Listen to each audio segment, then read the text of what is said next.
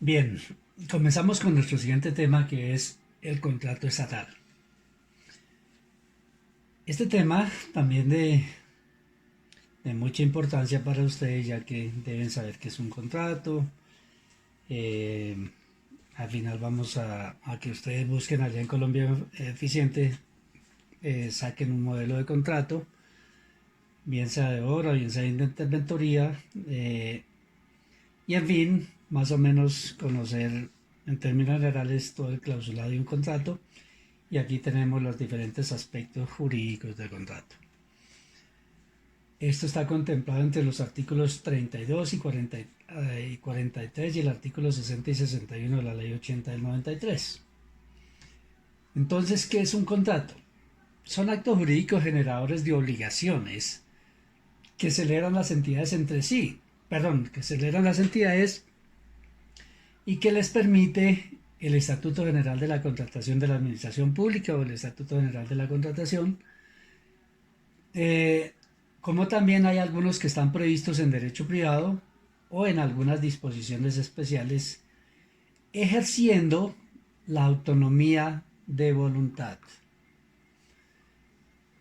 Mm, Son bilaterales, es decir, que surgen de un acuerdo entre dos partes, entre dos voluntades, la una estatal y la otra privada, y en los cuales ambas partes tienen derechos y obligaciones recíprocas. Ya aquí, como ven, hay una cantidad de ideas. Primero, pues que son voluntarios. Aquí el acuerdo es de voluntades. Y no se les olvide que esta materia es de la contratación estatal, es decir, entre los privados y una entidad pública. Aquí, desde el comienzo les dije que no nos metemos con contratación privada, es decir, entre dos privados. De igual forma, aquí nos dice que adquirimos derechos y obligaciones. No solo adquirimos las obligaciones que pactamos en el contrato, sino que también tenemos algunos derechos que son los que nos va a enseñar aquí esta ley para tener un contrato equilibrado que no vaya, que no se convierta en esos contratos que antiguamente se llamaban eh, contratos desequilibrados, pues que favorecían más a una parte que a la otra. Mm, en la parte primera de nuestras clases virtuales vimos el proceso de la contratación en general. Allá vimos que hay unas etapas eh, que son por tiempo. Esas etapas allá están por tiempo, es decir, la planeación que puede durar X tiempo, entre a veces hasta años mientras se monta todo un proyecto. Luego viene la planeación, la selección, que ya es buscar al contratista. Enseguida viene la contratación, que ya es entregar el contrato a un contratista. Enseguida viene la ejecución del contrato y por último las acciones posteriores. Eso lo vimos en la clase pasada y como les digo, en este caso son etapas temporales, eso es de tiempo. En este momento vamos a hablar también del proceso de la contratación, pero desde un punto de vista jurídico, es decir, donde ya se van adquiriendo compromisos de ambas partes. Es decir, viene la relación que se llama la relación contractual. ¿Qué es este? Y se denominan periodos contractuales. ¿Qué es un periodo contractual entonces? Es el conjunto de actos y actividades y su secuencia adelantadas por la entidad estatal desde la planeación hasta el vencimiento de las garantías de calidad, estabilidad y mantenimiento, o las condiciones de disposición final o recuperación ambiental de las obras o bienes o el vencimiento del plazo, lo que ocurra más tarde.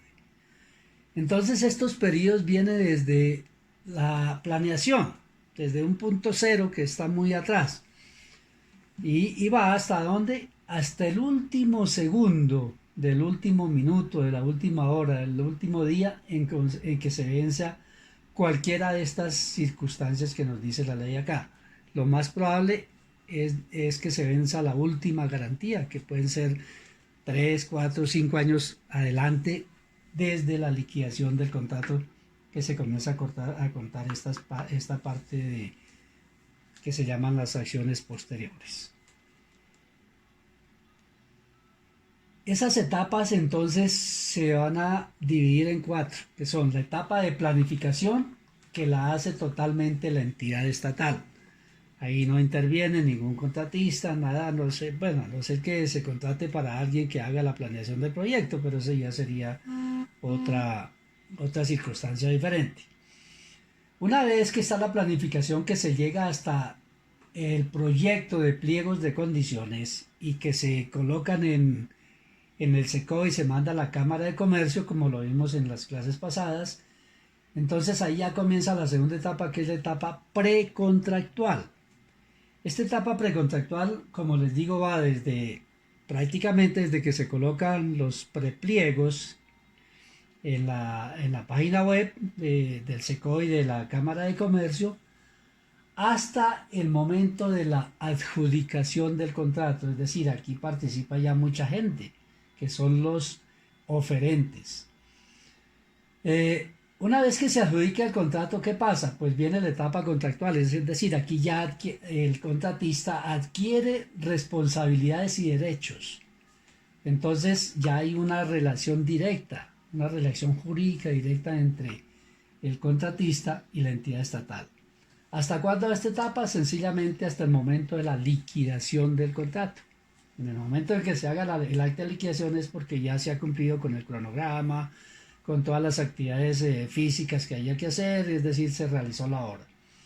Y entonces comienza la etapa postcontractual. La etapa postcontractual es aquella que va desde el acta de liquidación hasta, como lo dijimos anteriormente, hasta el último segundo que se venza la última garantía que pida la entidad estatal para garantizar pues actividades postcontractuales, como su nombre lo indica, como son, por ejemplo, manejo del medio ambiente, estabilidad de obra, calidad de obra, en fin, muchas circunstancias que se presentan después de terminado de liquidado el contrato, hasta que ya en ese último segundo es lo que se llama el cierre del proceso general de la contratación. Bien, recordando nuestra primera clase, cuando les dije que tenían que leer allá unas 2 o 3 hojitas que eran fundamentales para mantener ya unos conocimientos básicos y que los íbamos a utilizar en todo el curso, entonces vamos a recordar acá los tipos de contratos estatales. Estos contratos están normados por ley y son los siguientes: el contrato de obra, el contrato de consultoría, el contrato de prestación de servicios, el contrato de concesión, que hoy día, como ya lo saben ustedes, está pasando a ser el de asociación público-privadas, APP, y por último el contrato de los encargos fiduciarios o de la fiducia pública. Entonces vamos a hablar muy rápidamente de cada uno de ellos para que ustedes tengan las ideas generales contempladas en la ley. El contrato de obra, definido en el artículo 32 de la ley 80, son los que celebran las entidades estatales para la construcción, mantenimiento, instalación y en general cualquier trabajo material sobre bienes inmuebles, cualquiera que sea su modalidad de ejecución y pago. Estos contratos entonces se refieren prácticamente a algo puramente material que se hace sobre un bien inmueble. Espero que todos ustedes sepan qué es un bien inmueble. Bienes inmuebles, para los que no saben, son aquellos que no se mueven. Podríamos decir así, como sacando aquí la conclusión rápida. Son aquellos que están fijos, por ejemplo, un lote de terreno, un edificio, una casa. Esos son bienes inmuebles.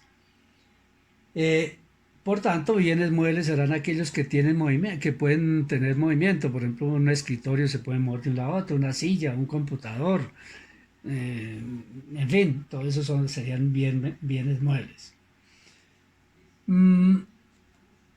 Y cualquiera que sea su modalidad de pago. Los que hicieron el trabajito ya de la primera clase, dijimos que el contrato de obra, que ya dijimos que es algo físico que se ejerce sobre un bien inmueble, puede tener diferentes modalidades de ejecución y pago. Acordándonos acá, por ejemplo, puede ser un contrato a precios unitarios fijos, a precio global, a precio por administración delegada, precio de llave en mano que llaman comúnmente, son tal vez los más conocidos. Entonces no confundir esto con el contrato, con ese contrato de obra eh, que puede tener una modalidad diferente de ejecución y de pago. El contrato de consultoría está en el artículo 32 de la ley 80, numeral 2. Se refiere a la realización de estudios para la ejecución de proyectos de inversión, estudios de diagnósticos, prefactibilidad o factibilidad para programas o proyectos específicos, así como las asesorías técnicas de coordinación, control y supervisión. También la interventoría, asesoría y gerencia de obra y proyectos, dirección y programación y la ejecución de diseños, planos, anteproyectos y proyectos. ¿Qué tiene este contrato de especial?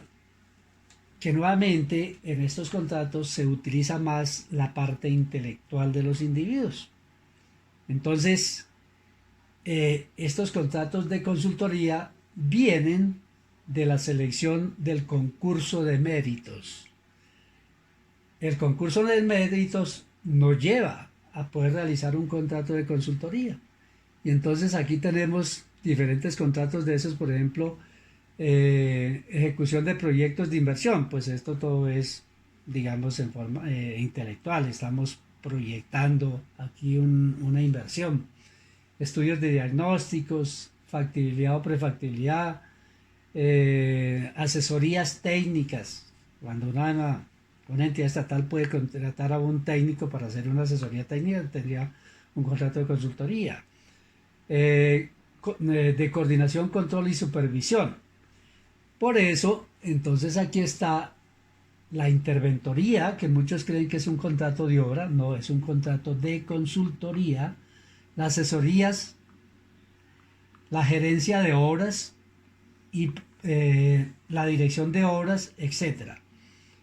Entonces, no tener muy claro que estos contratos son contratos de consultoría en donde se aplica más la capacidad de creación, la capacidad de conocimiento, la capacidad intelectual de los individuos. Y no se les olvide, el contrato de interventoría es un contrato de consultoría.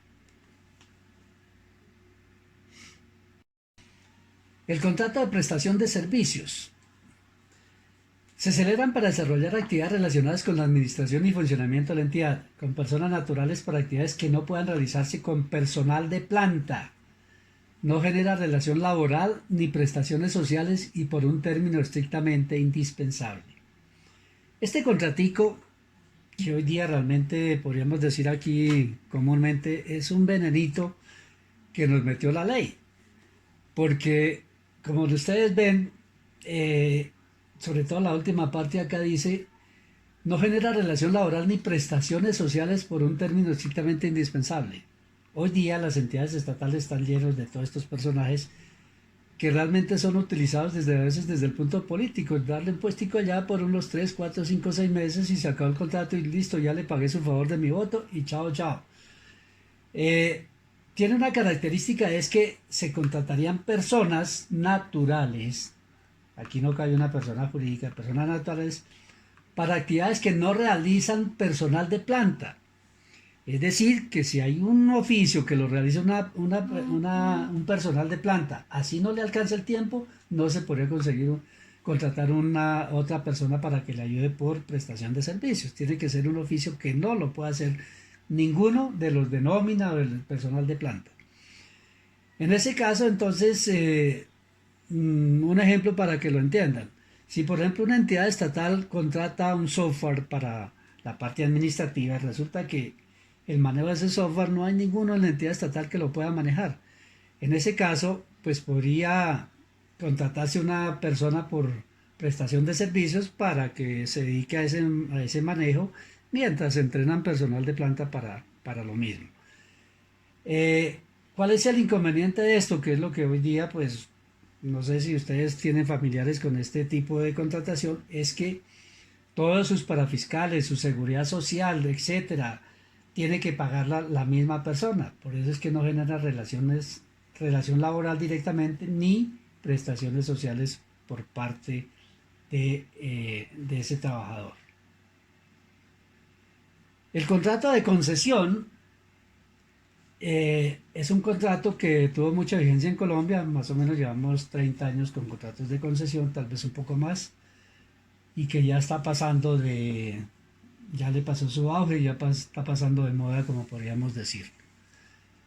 Eh, Tiene por objeto otorgar a una persona llamada concesionaria la prestación de operación, explotación, organización y o gestión total o parcial de un servicio público o la construcción, explotación o conservación total o parcial de una obra bien destinado al servicio o al uso público. ¿Qué pasa con estos contratos de concesión? Pues como su nombre lo indica, es que un servicio público que antes lo prestaba el Estado pasa a que sea administrado por un particular o por un ente privado. Ese ente privado puede hacer todo esto con respecto a ese servicio público y puede mejorarlo, puede ampliarlo, en fin, y se le deja a esa persona por un término determinado, por ejemplo 30 años, 35 años. Creo que las APP que cambiaron a este sistema, perdón, que este sistema cambió a las del APP, creo que lo máximo son 30 años, prorrogables, lógicamente. Entonces los contratos de concesión prácticamente fue lo mismo, y al final de ese periodo, si no se prorroga, porque tiene unas cláusulas en donde se permite la prórroga, es decir, el aumento de tiempo para que se siga explotando esa obra, bien o servicio, sencillamente se le revierte o se le devuelve al Estado. Entonces este tipo de contratos de concesión sencillamente los maneja un particular por determinado tiempo, el cual tiene que mejorarlos, tiene que ponerlo al día, etcétera, etcétera, y al final del tiempo vuelve otra vez al Estado en las condiciones en que está en el momento último, se revierte al Estado nuevamente. Voy a hablar muy poco de las asociaciones público-privadas y en la próxima clase o estos días les mando una, una conferencia de asociaciones público-privadas para que se enteren eh, en forma muy rápida qué es esto de las asociaciones público-privadas. Dice, son un instrumento de vinculación de capital privado que se materializa en un contrato entre una entidad estatal y una persona natural o jurídica de derecho privado para la provisión de bienes públicos y de sus servicios relacionados, que involucra la retención y transferencia, riesgos entre las partes y mecanismos de pago relacionados con la disponibilidad. Estos contratos de concesión, como les digo, son muy parecidos al contrato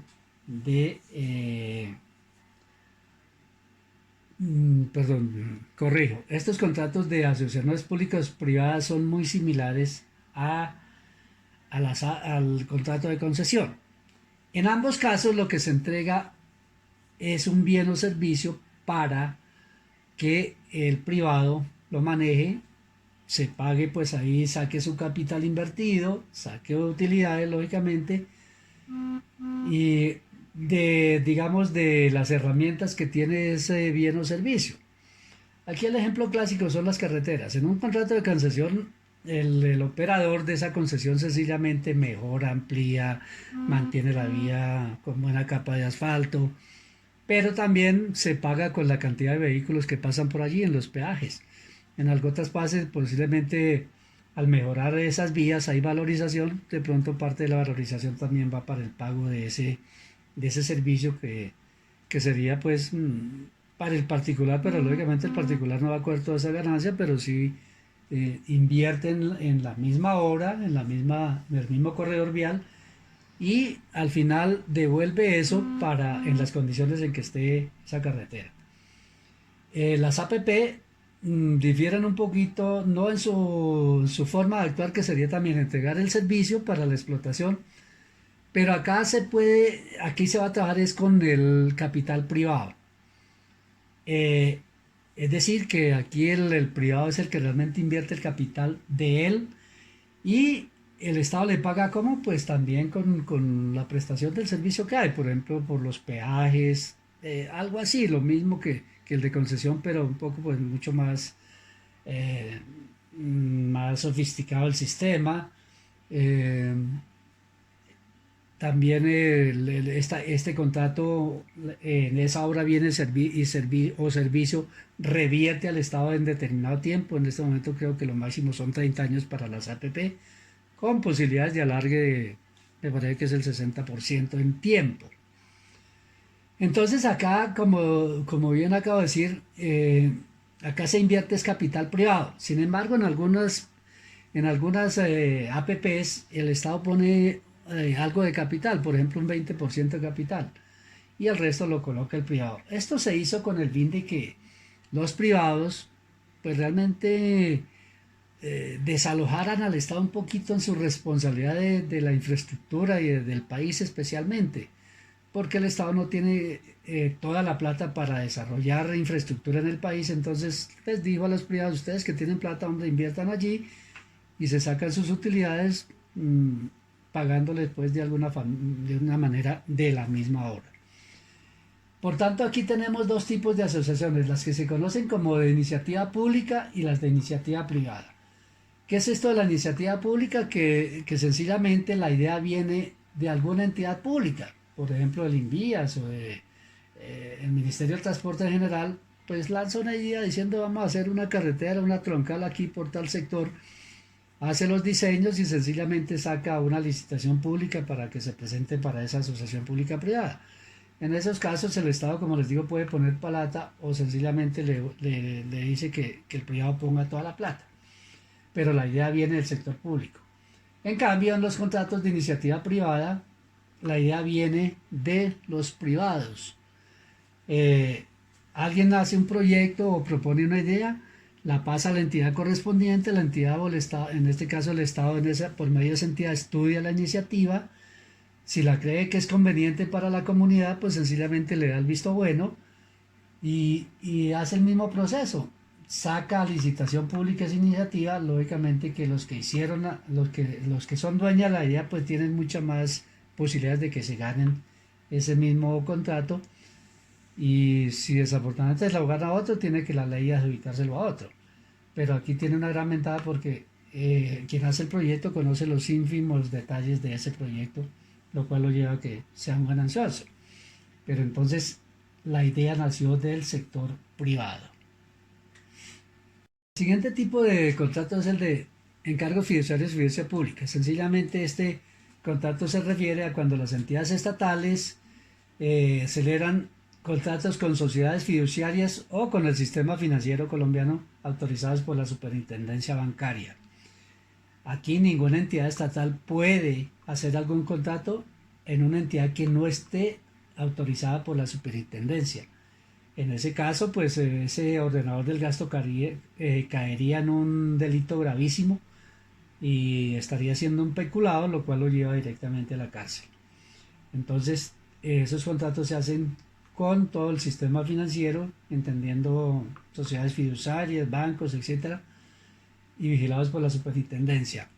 Se trata de contratos de préstamos, es decir, una entidad necesita un préstamo y el banco, y resulta que la normatividad financiera es casi igual acá. Por eso es que antes hablamos por allá de que esos contratos se hacían por contratación directa, porque realmente es lo mismo da contratar un préstamo con el Banco de la Vivienda que con Avevillas o con el Banco de Colombia. Los intereses son aproximadamente los mismos, varían muy poquito, es decir que la normatividad es muy común para este tipo de contratos. Bien, ya teniendo una idea de lo que son los contratos estatales, pasamos ya a elementos individuales de este contrato. Primero, la forma. ¿Qué es la forma de un contrato?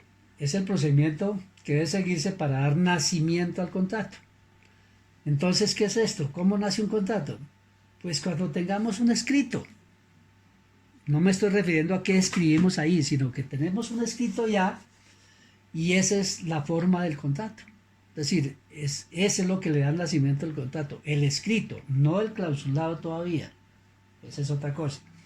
Pero si yo ya tengo ahí una serie de cosas escritas, ya digo, mira, aquí hay un contrato. ¿Listo? Entonces, tener claro qué es la forma del contrato. Por eso dice acá algo importante, todo contrato estatal debe constar por escrito, pero admite algunas variantes. Entonces, en general, nadie puede ejecutar una obra si no tiene un contrato y que sea por escrito. Ese es como en caso de cualquier pleito, es la prueba reina para que usted se defienda. Lo único que tiene es el contrato. Si no, usted comenzó un contrato en forma verbal sin cumplir los requisitos, usted ya perdió todo ese proceso. Entonces, no se les olvide, todo contrato estatal debe constar por escrito. Pero vamos a ver cuáles variaciones hay acá. Por ejemplo, un contrato puede manifestarse en escritura pública. Pues, ¿qué es una escritura pública? Todos ustedes yo creo que ya saben qué es una escritura. Sencillamente es cuando se transfieren bienes. Cuando una entidad pública compra un edificio para llevar sus oficinas allá, ese contrato lo hace por medio de lo que se llama la escritura pública. Cuando el INVIAS o el Ministerio del Transporte en general va a hacer una carretera, ¿qué le toca hacer? Comprar terreno, ¿verdad? Por donde va la vía. En ese caso, pues que la compra de esos terrenos implica que se hace un contrato con ese vendedor por medio de una escritura pública. Ese es un matiz de estos contratos de la forma del contrato. Otra forma de ese contrato es el documento suscrito por las partes. ¿Esto en dónde se da? Ya lo dijimos, en la selección de mínima cuantía. Allá realmente lo que es los estudios previos que hace la entidad, que les dije más o menos que contenían, más la propuesta del oferente, a quien se la gane, se unen esos dos documentos y se firma ese par de documentos por las partes y eso hace parte del contrato. Algunas entidades ya con más organización, esos documentos, estudios previos y la oferta la pueden llevar a un contrato mucho más formalizado, ¿no? En los municipios pequeños realmente con la sola documentos previos y la oferta, ya con eso firman y queda, la ley los permite como un contrato, pero es otra variante de la forma del contrato. Iniciar la ejecución del contrato sin el escrito, es decir, en forma verbal. Acabo de decir que todo contrato estatal debe constar por escrito y mientras usted no tenga formalizado eso, no. El consejo que yo les doy, nunca comienza un contrato así, si usted no lo ha formalizado. Pero hay un caso que también ya lo expliqué, para iniciar un contrato sin el escrito. ¿Cuándo es? Cuando tenemos la urgencia manifiesta. La urgencia manifiesta sencillamente el ordenador de gasto, una vez que acepte una cotización, llamémosla del oferente, le dice listo, arranque. Pero en el arranque puede arrancar el contrato en forma verbal, pero dentro del desarrollo de la obra hay que llevar algún escrito, algún acta de ejecución y en fin, si se puede hacer un contrato realmente con todas las formalidades, se lleva eso a un contrato. Entonces es el único caso en donde usted puede comenzar un contrato en forma verbal. La segunda parte de un contrato es del contenido. Entonces, la forma es llevar el contrato escrito. ¿Qué es el contenido? Ahora sí viene el clausulado. Son las estipulaciones de las normas civiles, comerciales y las previstas en el estatuto que correspondan a la esencia y naturaleza del contrato. En este caso nos referimos a la Ley 80 del 93 y al Avance 50 del 2007. Entonces, el contenido sí es el clausulado en sí, lo que es la parte, digamos, de derechos y deberes que adquiere el contratista y la entidad a la vez. Ese es el contenido del contrato, que son todas esas estipulaciones, es decir, es el clausulado, porque allá comienzan cláusula primera, objeto, segundo, forma de pago, tercero, tiempo de ejecución, etcétera, etcétera. Entonces, todo eso que se reúne allá es el contenido. ¿Y estas estipulaciones cómo las hacemos? Pues por escrito, o si no, no tenemos prueba reina en caso de cualquier problema que se nos presente. Entonces espero que quede claro qué es la forma del contrato y qué es el contenido del contrato. Bien, una vez que nosotros tenemos nuestro contrato, sobre todo los contratos de obra, mm, podemos tener aquí dos figuras, que es los anticipos y los pagos anticipados. Entonces, vamos a hablar aquí rápidamente qué es un anticipo. Un anticipo sencillamente es algo que se le da al contratista, digamos como para que él tiene que invertir eso en la obra, pero espero que me entiendan esto un poquito. Es como un préstamo que yo le hago al contratista para que él me lo devuelva después, pero tiene que invertirse todo en la obra. Ahorita vamos a mirar un cuadrito en donde de pronto queda mejor especificado esto. Un anticipo no puede ser más del 50% del valor del contrato. La norma dice eso, máximo el 50% del valor del contrato. Y tiene que amortizarse ese anticipo porque, como le digo, es como un préstamo que le digo, bueno, tome arranque, pero usted me devuelve esta plata porque si no salgo yo perjudicado acá, le estoy dando más plata de lo que pactamos. Eh, ¿Y los pagos anticipados qué son?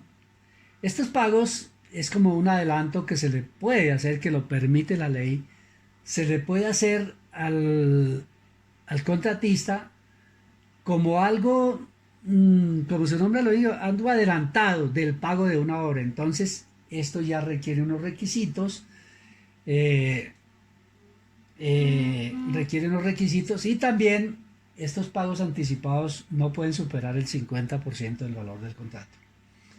En ambos casos, lógicamente, estos montos de dinero que se entregan deben estar asegurados, es decir, deben cobijarse con una garantía para en caso de que el contratista o no cumpla con esto de invertir el anticipo en la obra o este señor no haga la obra que se le estoy pagando anticipado, pues sencillamente le corro la garantía en donde me está cubriendo el valor de estos anticipos.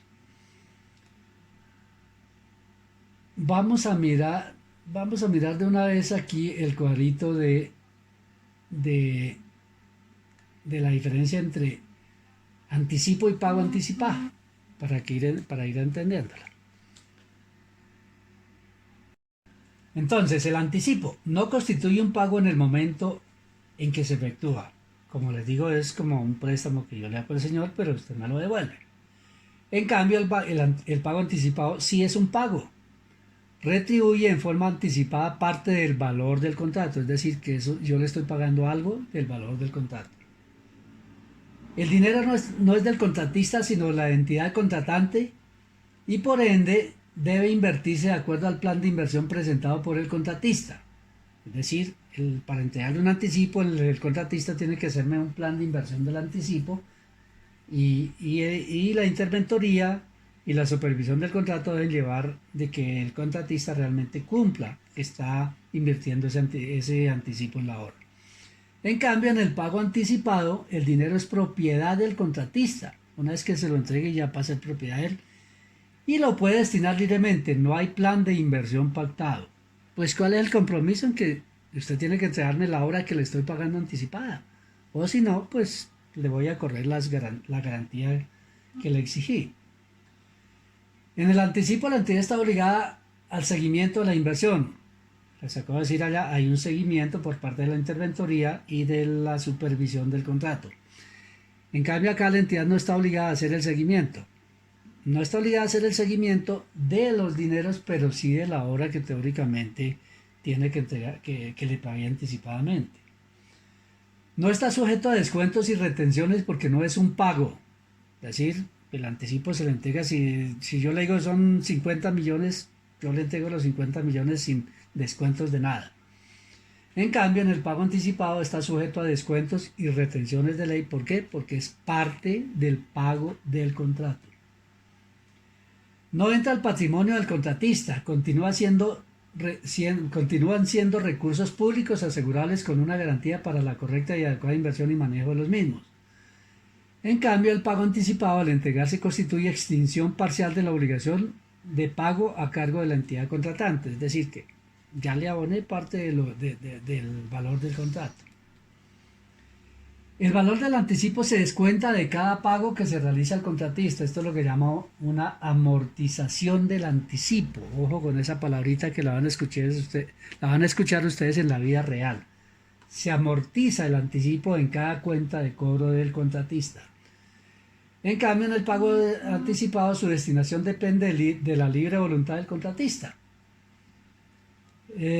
La ejecución del contrato, por tanto, constituye amortización de dicho valor. En el pago anticipado, en el anticipo, su adecuado uso está avalado por la garantía única de cumplimiento del contrato, o de lo contrario se tentaría a exigir dichos cobros. En el evento en que generen rendimientos financieros son de la entidad contratante, en el caso del contratista. Es decir, que cuando se le entrega al contratista esos dineros, por ejemplo, en el caso de la licitación pública, si hay un pago anticipado, se coloca ese dinero en una fiducia. Allá van a ganar intereses, y entonces teóricamente, como dice acá, esos intereses serían de la entidad contratante. Eso creo que hay una discusión ahorita y no creo que sea tan cierto ya esta partecita. Aquí por lo general se aplica a contratos de ejecución instantánea. El anticipo puede ser pactado en contratos de tracto sucesivo, con excepción de los contratos de prestación de servicios. En un contrato de prestación de servicios no hay anticipo. En los de obra, que son de tracto sucesivo, pues se pacta. Esto tiene que estar en el contrato. Si usted en el contrato no pacta un anticipo, la entidad no le va a entregar anticipo. No existe injerencia de la interventoría en su manejo de inversión. En cambio, en el pago, en el anticipo, sí existe la injerencia de la interventoría. Entonces, esas son las diferencias fundamentales entre el anticipo y el pago anticipado. Bien, pasamos al tema de contratos adicionales. En los contratos, y generalmente aquí en Colombia, que realmente fallamos mucho en la programación de un contrato, pues ¿qué pasa? Toca a veces dar adiciones del contrato. Aquí hay dos términos, que es la adición y la prórroga.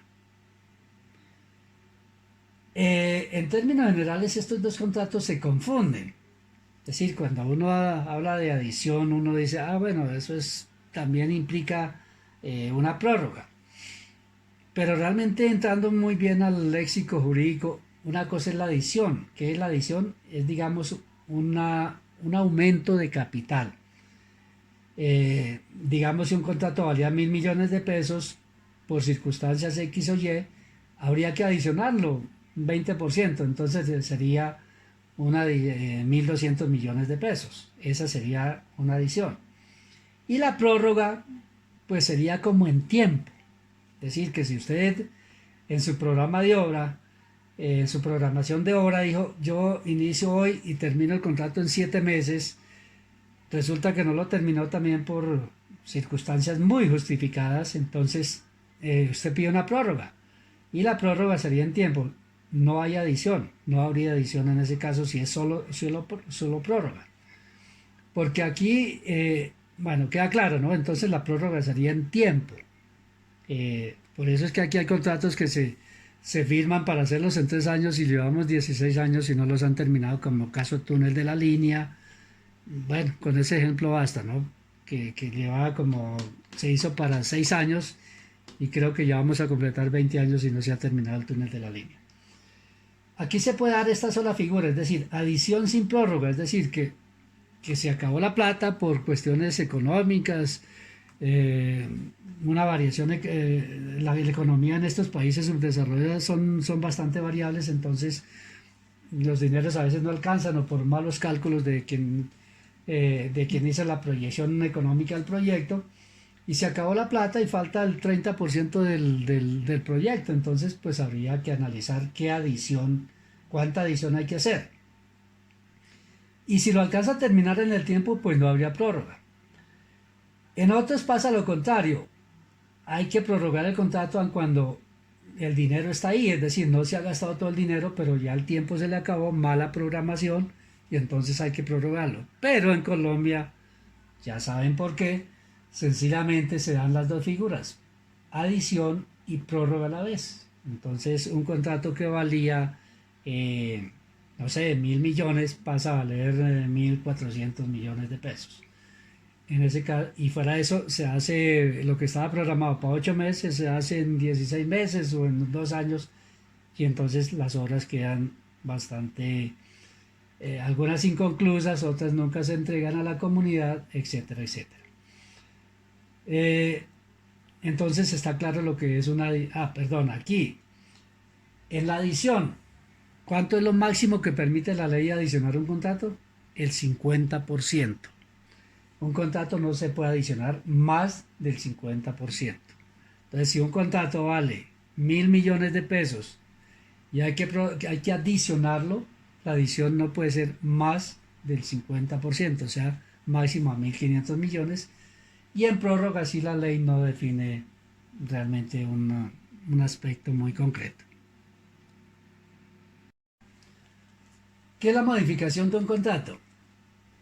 Eh, los contratos se pueden modificar, bien sea, como lo vamos a ver más adelante, de acuerdo a las partes, pues no habría ningún problema, es decir, que, que el contratista de pronto se siente perjudicado por alguna circunstancia de alguna cláusula que quedó en el contrato, o viceversa, la entidad también pues, se puede sentir digamos, perjudicada y también puede pedir una modificación.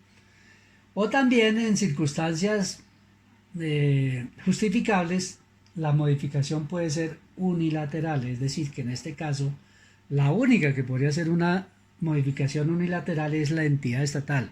El contratista no lo puede hacer, modificar el mismo el contrato, es la entidad únicamente utilizando lo que se llaman cláusulas de privilegio que más adelante en otro tema las vamos a ver.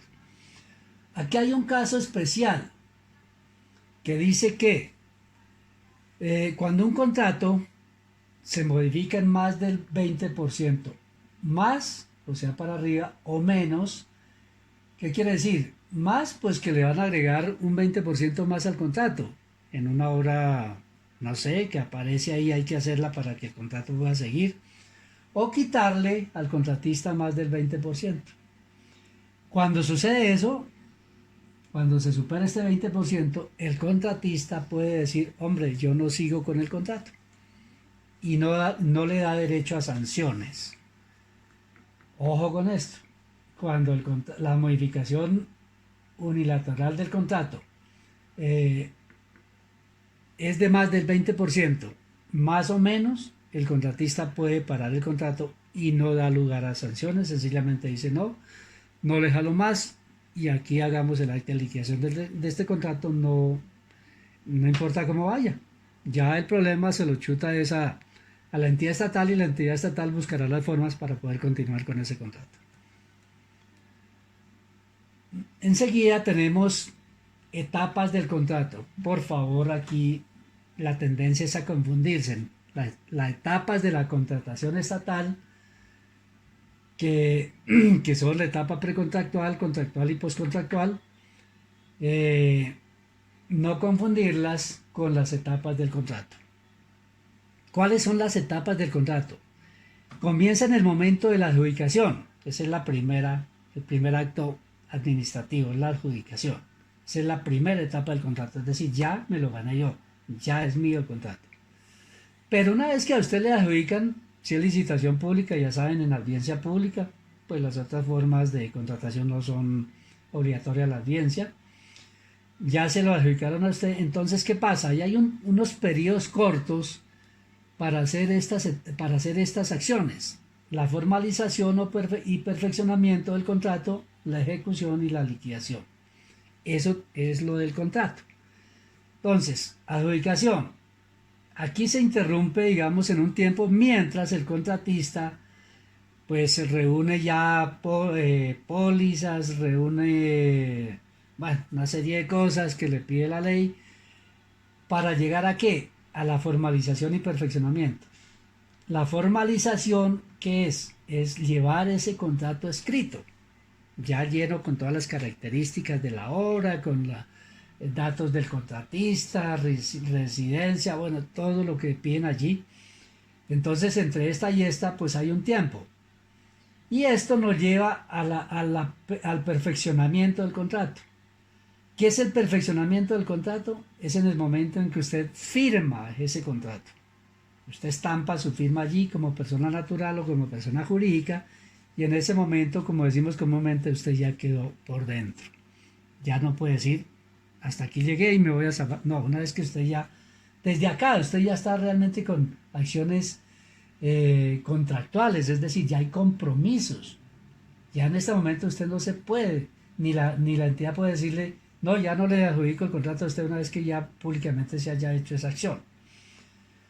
Una vez que usted ya tiene, repito, adjudicación, formalización, llevarlo escrito, perfeccionamiento, estampar la firma, viene la ejecución, que comienza con el acta de inicio del contrato hasta la liquidación del contrato. Pues de aquí hasta aquí hay un tiempo inmenso, ¿no? De acuerdo al tamaño de la obra. Entonces, estas son las etapas del contrato. Por favor, no confundirse con las otras etapas que hemos visto del proceso general de la contratación y de los periodos contractuales de la contratación en general. Mm, ya aquí voy a hablar del perfeccionamiento del contrato, que sencillamente es cuando usted ya estampa su firma allí. ¿Qué pasa si usted formalizó el contrato pero no lo va a suscribir? Es decir, le dio miedo, en fin, cualquier cosa se pudo presentar que no, digamos que no es justificable para la entidad estatal, entonces usted no suscribe el contrato. En este momento usted ya se mete en un lío grande con la entidad. ¿Por qué? Porque se le va a aplicar la garantía de seriedad de la propuesta. Más adelante hablamos de garantías, pero quiero decirles, los oferentes, que son todos los que están presentando propuestas, en el caso de la licitación pública y selección abreviada, necesitan una garantía de seriedad. Esa garantía está vigente para los oferentes que no se ganen el contrato, pues para todos, perdón, una vez adjudicado el contrato y 2 meses adelante. Y cubre precisamente esto de que a quien se le adjudica el contrato en un momento dado, como dicen, no, ya no quiero eso. Entonces ya la entidad aquí ha perdido tiempo, ha perdido dinero. Entonces le dicen, bueno, esto no es un juego. Entonces le aplicamos la garantía de seriedad de la oferta. En ese caso, si se presenta esa situación en donde no se, a quien se le adjudica el contrato no suscribe dicho contrato, pues se le aplica la garantía, pero se dejan 15 días a partir del acto administrativo de esto y se llama al segundo que quedó allá en el listado.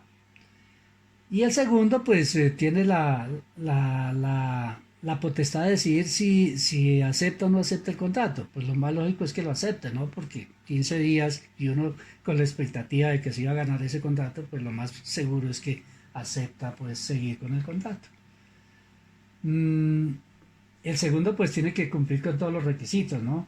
Y por eso es que la garantía también de la oferta para el que no se ganó inicialmente ese contrato también va por 2 meses más adelante, porque se puede dar este caso, entonces también tiene que tener su garantía de seriedad vigente.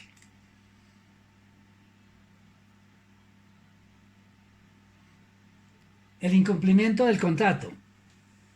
Por allá cuando vimos en las primeras clases, en la exposición que alcanzamos a hacer, hablamos de las inhabilidades e incompatibilidades. Y dijimos que cuando ya no, pues hay que volver a leer ese artículo en donde varios incumplimientos pueden llevar a una inhabilidad total del contratista. Y ahora que hablo de inhabilidades del contratista, quiero decirles acá que cuando no se suscribe un contrato, este contratista queda inmediatamente inhabilitado y no puede contratar por X tiempo en ninguna de las entidades a nivel nacional. Y si tenía contratos, no puede contratar a nivel nacional en ninguna entidad, a nivel nacional en ningún departamento, en ningún municipio.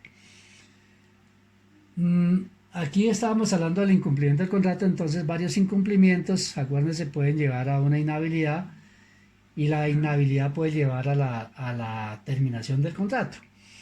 El incumplimiento de un contrato también da lugar a sanciones. Primero, pues se le puede correr la garantía, por ejemplo, de cumplimiento. Aquí ya no sería la oferta, sino la garantía de cumplimiento y se le aplican pues inhabilidades a dicho contratista.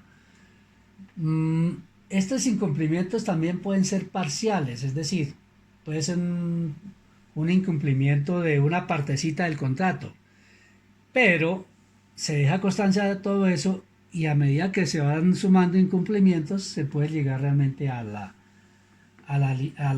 inhabilidad total y a la terminación del contrato. Una cosa son los incumplimientos, otra cosa es la caducidad de un contrato. ¿Qué es la caducidad de un contrato? Es que definitivamente al contratista le quedó grande hacer la obra. No tenía ni idea, no cumplió, no tenía el dinero, no consiguió materiales, etcétera. Entonces la entidad dice, ¿sabe qué? Le voy a dictar la caducidad del contrato. ¿Qué implica la caducidad de un contrato? Sencillamente que el contratista queda inhabilitado también por un tiempo largo. Pero acá en una caducidad, si ese contratista estaba haciendo otros contratos en diferentes lugares del país, en diferentes municipios, inmediatamente les queda suspendido esos contratos y hay que llegar a la liquidación parcial de esos contratos. La liquidación del contrato. En la liquidación de un contrato ya pues pueden suceder varias cosas también acá.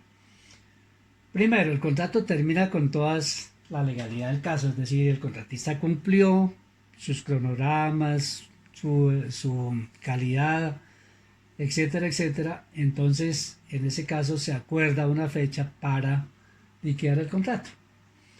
Pero el contrato también puede terminar por circunstancias ajenas a la entidad estatal, es decir, en el caso de la caducidad del contrato, pues es un contrato que termina mal y es posible que el contratista salga y demande a la entidad y bueno, haga todas las acciones posibles. La entidad tiene que justificar muy bien esos actos administrativos, si no, pues en cualquier demanda podría perder la entidad. Entonces hay varios casos por el incumplimiento, por ejemplo, puede terminar un contrato. Pero la ley nos dice acá que cómo se termina un contrato para que ustedes tengan la idea general. Entonces vamos a abrir la ley, ya está por acá. Aquí está, que es el artículo 11 de la ley 1150 del 2007. Y dice lo siguiente, voy a leerla rápidamente. Dice, la liquidación de los contratos se harán de mutuo acuerdo, dentro del término fijado en los pliegos de condiciones o sus equivalentes o dentro del que acuerden las partes para el efecto. ¿Qué significa esto? Que los pliegos de condiciones deben traer cómo se liquida el contrato, en qué momento se liquida. Y entonces, en esos casos, pues no hay ningún problema, se aplica eso, o sencillamente las partes se ponen de acuerdo para liquidar el contrato.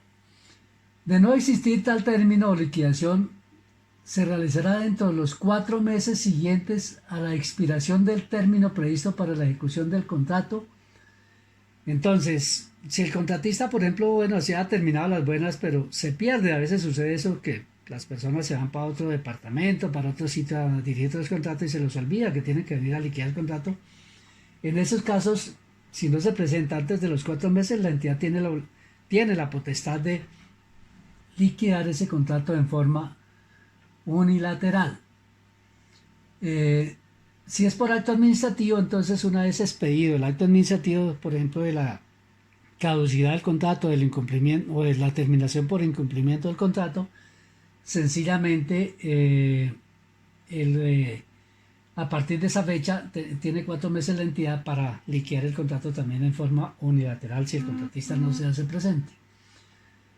En aquellos casos en que el contratista no se presente a la liquidación previa notificación o convocatoria que le haga la entidad o las partes no lleguen a un acuerdo sobre su contenido, es decir, sobre el contenido del acta de la liquidación, creo que ustedes, el doctor Urrazán los puso a averiguar qué contenía un acta de liquidación, la entidad estatal tendrá la facultad de liquidar en forma unilateral dentro de los 2 meses siguientes de conformidad con lo dispuesto en el artículo 136 del Código Contencioso Administrativo. Entonces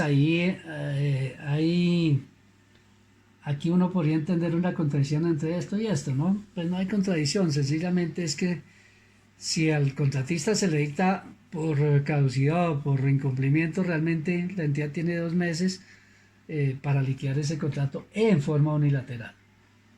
Si vencido el plazo anteriormente establecido no se ha realizado la liquidación, la misma podrá ser realizada en cualquier tiempo dentro de los 2 años siguientes al vencimiento del término a que se refieren los incisos anteriores de mutuo acuerdo o unilateralmente, sin perjuicio de lo previsto en el artículo 136 del Código Contencioso Administrativo. ¿Qué pasa aquí? Que si definitivamente usted no se presentó, la entidad se tomó los 2 meses, no se presentó, se tomó 4 meses, no se presentó, a partir de esas fechas, de acuerdo al caso, tiene 2 años más para que la entidad liquide y ahí es en forma unilateral ese contrato.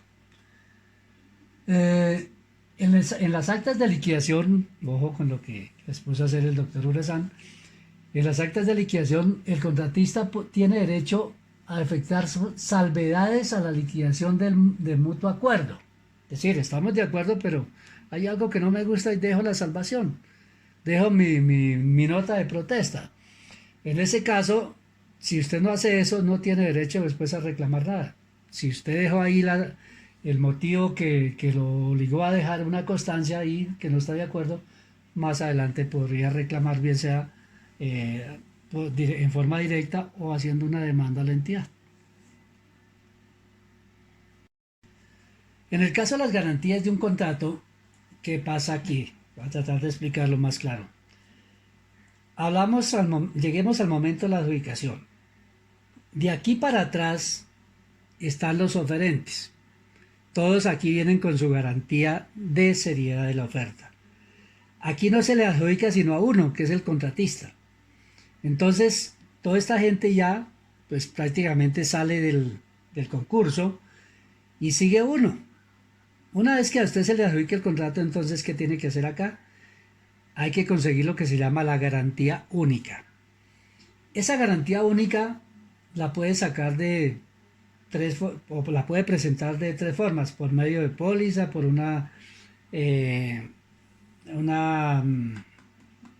algo que expide, perdóname, una fiducia, o por ignorando un bien o servicio.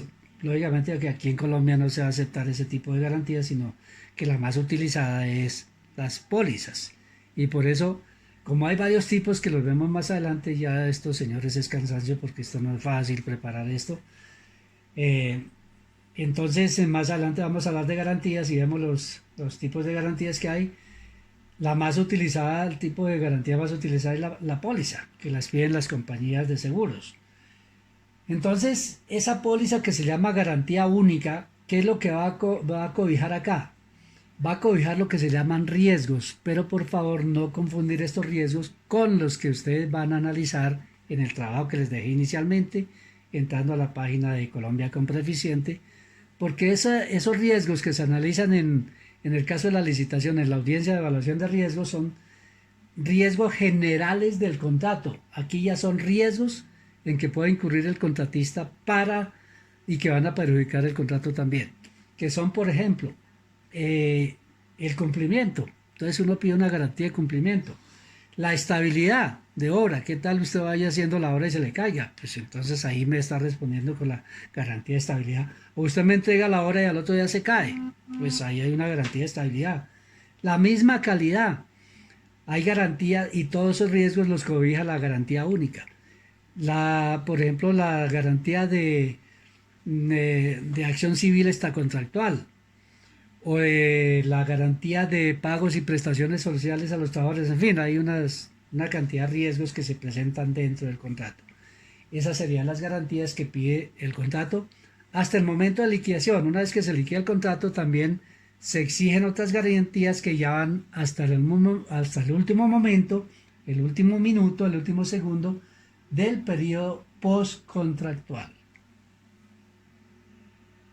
Bien, señores, entonces hasta aquí tenemos lo más importante de lo que es el contrato estatal en forma muy general. Pues aquí también hay que leer más con detenimiento la ley, pero digamos están las ideas generales de un contrato, que es lo que debe saber realmente un ingeniero para que pueda dirigir una empresa Nuevamente les digo, bien sea del sector público o del sector privado.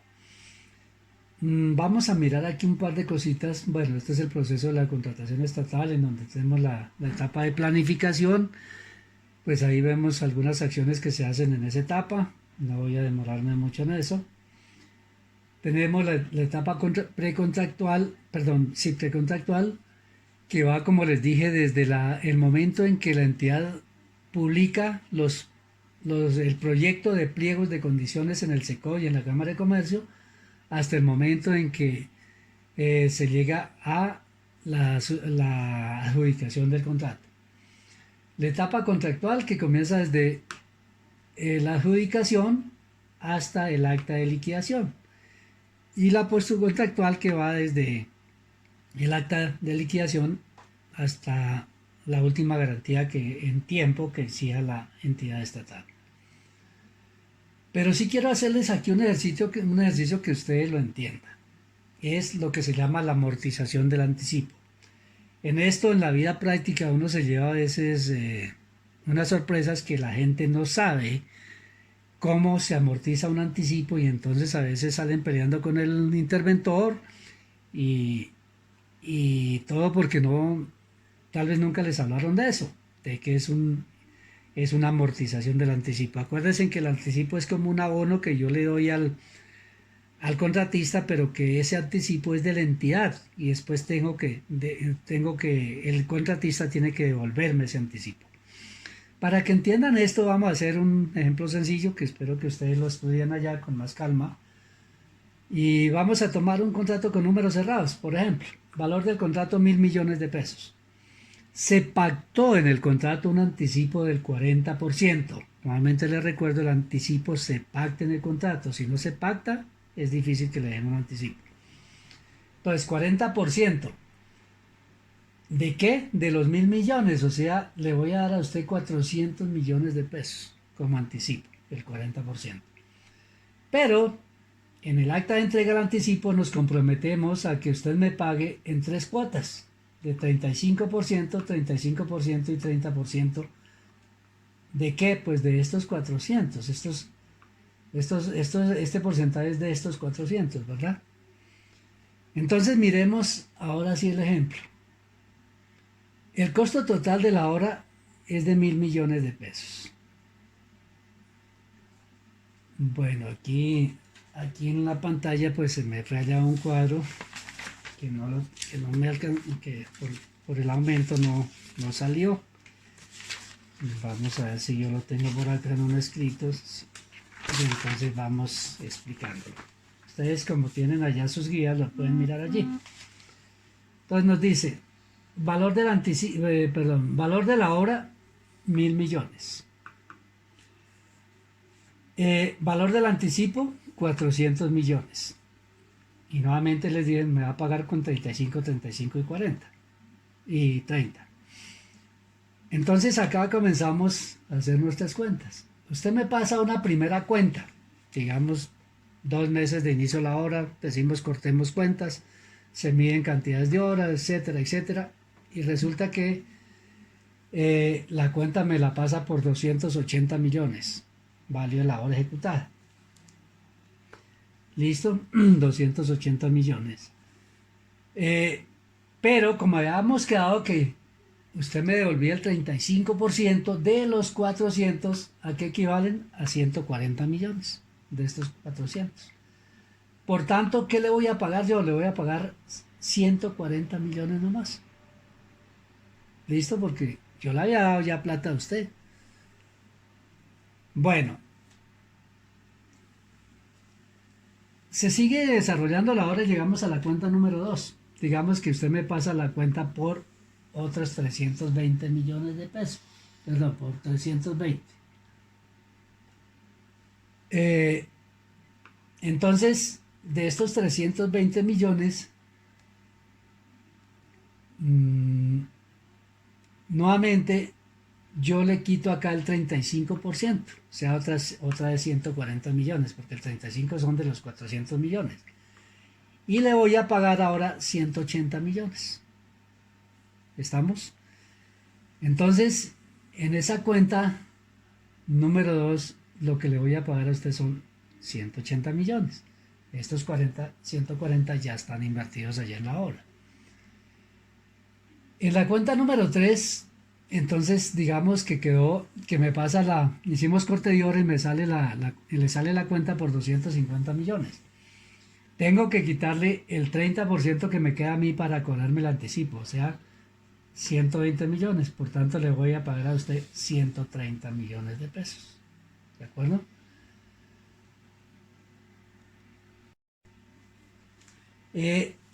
Nos queda pues un saldo porque todavía usted no ha terminado la obra, ya me devolvió todo mi anticipo y es lo mejor que ese anticipo se cobre antes de que la obra se termine para no tener problemas después con el contratista. Entonces ya terminamos la obra, llegamos a la liquidación y nos sale la cuenta número 4, que salió por 150 millones de pesos.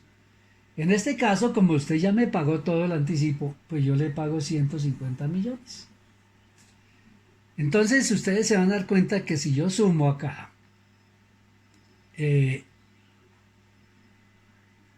estos 400 millones más estas cantidades que hay aquí, aquí nos van a salir 1.000 millones de pesos. ¿Sí? Lo mismo, con esa misma cantidad nos da con las cuentas que usted me pasó, 320, 250, 150, lo cual suman 1.000 millones de pesos. Espero que estudien un poquito con detenimiento esto. Excúsame, ya la voz aquí no me da más. Pero esta es la forma de amortizar un anticipo. A veces uno cree que cómo así que yo paso que yo paso aquí mi cuenta y que paso mi cuenta y que estos 280 me quitan la amortización. Pues claro, muchacho, porque es que en estos 280 que usted me está pasando hay obra que ejecutó con esta plata. Por eso es que yo se la quito, porque yo le adelanté fue una plata. Entonces, si usted aquí suma esto que de aquí para abajo le da 1.000 millones de pesos, igual al valor del contrato, si aquí en esta columna usted dice, no, pero mi anticipo está aquí. Si usted le suma el anticipo a esto acá, pues ¿qué va a pasar? Que aquí la entidad le estaría pagando a usted 1.400 millones. Entonces la entidad va a salir tumbada. ¿Y quién se va para la cárcel en ese caso? Pues se va el interventor por no saber hacer esas cuentas. Usted se mete también en un problema penal y posiblemente el director de la entidad también se vaya para la cárcel. Entonces, señores, esto es de mucho cuidado. Por favor, tener en cuenta, un anticipo se amortiza. Y ahí ya les dije, si usted suma estos 400 desde aquí arriba, que es lo que yo le entregué, más lo que la me devuelve y esto, pues le daría 1.400. Aquí, de aquí para abajo le da 1.400, 1.000 millones y de aquí para abajo le da 1.000 millones. Esa es la amortización del anticipo.